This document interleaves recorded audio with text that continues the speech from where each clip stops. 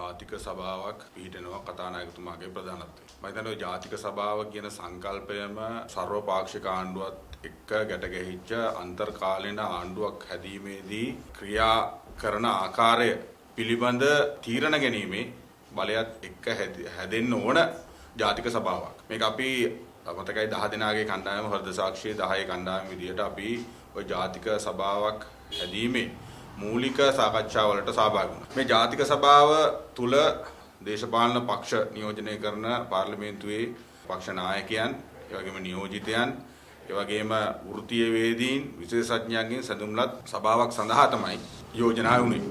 Cabinet රාජ්‍ය ඇමතිවරු පත් කරන්නේ කවුද? ඒකේ අනුමත කිරීම ජාතික සභාවේ වගකීමක් විදිහට තමයි යෝජනා වුණේ. ඒ වගේම ස්වාධීන කොමිෂන් සභාවලට නියෝජිතයන් පත් කිරීම, සභාපතිවරු පත් කිරීමේදී ජාතික සභාවේ අනුමැතිය, ඒ වගේම යෝජනා හරහා තමයි ඒක සිද්ධ වෙන්න ඕනේ කියලා යෝජනා වුණේ. පාර්ලිමේන්තුවේ තේරීම්කාර සභාවලට නියෝජිතයන් පත් කිරීමේ, සභාපතිවරු පත් කිරීමේදී මේ ජාතික සභාවේ කාර්යභාරය වෙනවම අපි දක්වලා තිබුණා.